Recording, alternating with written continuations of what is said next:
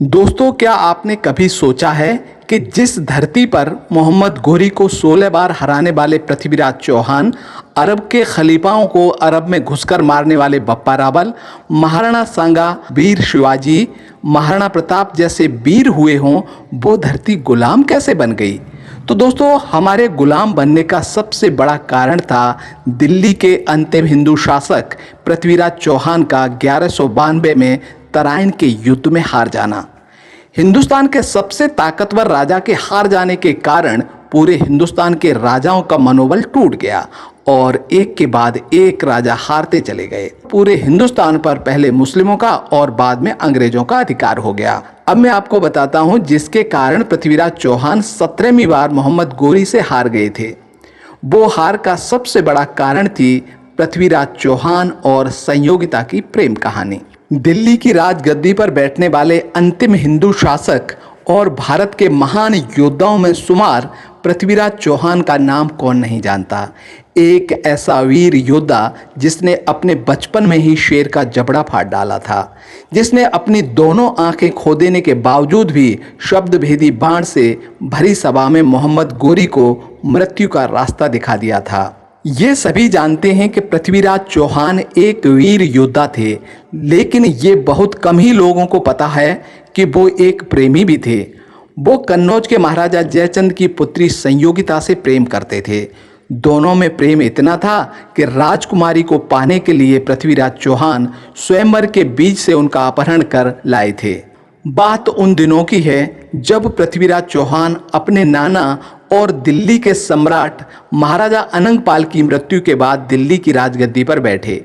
गौरतलब है कि महाराजा अनंगपाल को कोई पुत्र नहीं था, इसलिए उन्होंने अपने दामाद अजमेर के महाराजा और पृथ्वीराज चौहान के पिता सोमेश्वर सिंह चौहान से आग्रह किया कि वे पृथ्वीराज को दिल्ली का युवराज घोषित करने की अनुमति प्रदान करें। महाराजा सोमेश्वर सिंह ने सहमति जता दी और पृथ्वीराज को दिल्ली का युवराज घोषित किया गया। काफी राजनीतिक संघर्षों के बाद पृथ्वीराज दिल्ली के सम्राट बने। दिल्ली की सत्ता संभालने के साथ ही पृथ्वीराज को कन्नौज के महाराजा जयचंद की पुत्री संयोगिता भा गई। उस समय कन्नौज में महाराजा जयचंद का राज्य था। उनकी एक खूबसूरत राजकुमारी थी जिसका नाम संयोगिता था। जयचंद पृथ्वीराज की यश वृद्धि से ईर्ष्या भाव रखते थे।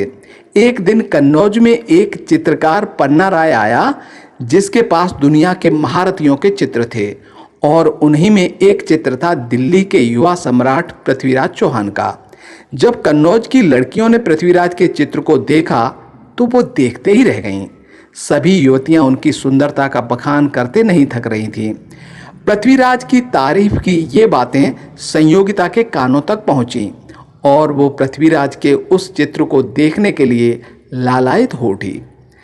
संयोगिता अपनी सहेलियों के साथ उस चित्रकार के पास पहुंची और चित्र दिखाने को कहा। चित्र देख पहली ही नजर में संयोगिता ने अपना सर्वस्व पृथ्वीराज को दे दिया, लेकिन दोनों का मिलन इतना सहज न था। महाराजा जयचंद और पृथ्वीराज चौहान में कट्टर दुश्मनी थी। इधर चित्रकार ने दिल्ली पहुंचकर पृथ्वीराज से भेंट की और राजकुमारी संयोगिता का एक चित्र बनाकर उन्हें दिखाया, जिसे देखकर पृथ्वीराज के मन में भी संयोगिता के लिए प्रेम उमड़ पड़ा। उन्हीं दिनों महाराजा जयचंद ने संयोगिता के लिए एक स्वयंवर का आयोजन किया। इसमें विभिन्न राज्यों के राजकुमारों और महाराजाओं को आमंत्रित किया, लेकिन ईर्ष्यावश पृथ्वीराज को इस स्वयंवर के लिए आमंत्रण नहीं भेजा। राजकुमारी के पिता ने चौहान का अपमान करने के उद्देश्य से स्वयंवर में उनकी एक मूर्ति को द्वारपाल की जगह खड़ा कर दिया। राजकुमारी संयोगिता जब वरमाला लिए सभा में आई तो उन्हें अपने पसंद का वर कहीं नजर नहीं आए।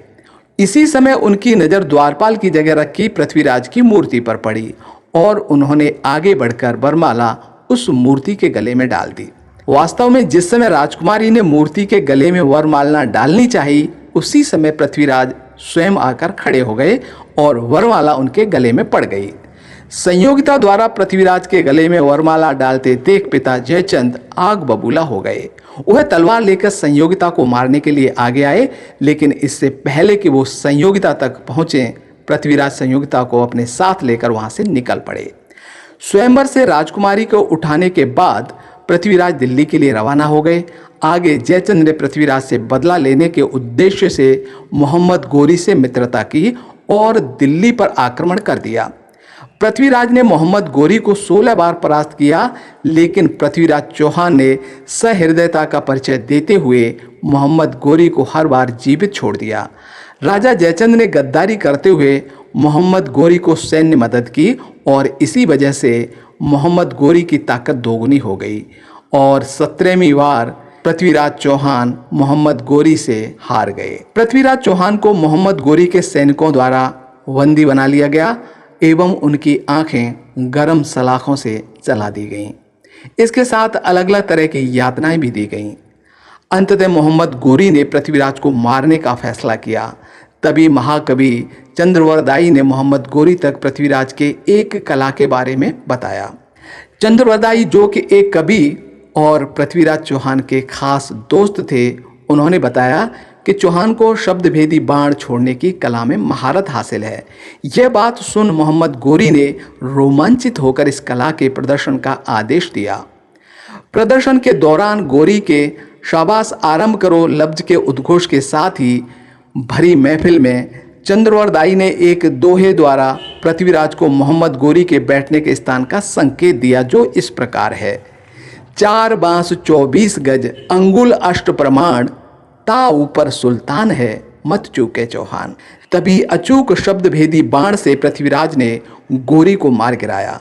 साथ ही दुश्मनों के हाथों मरने से बचने के लिए चंद्रवरदाई और पृथ्वीराज ने एक दूसरे को कटार मारकर खत्म कर लिया। जब संयोगिता को इस बात की जानकारी मिली तो वह एक वीरांगना की भांति सती हो गई।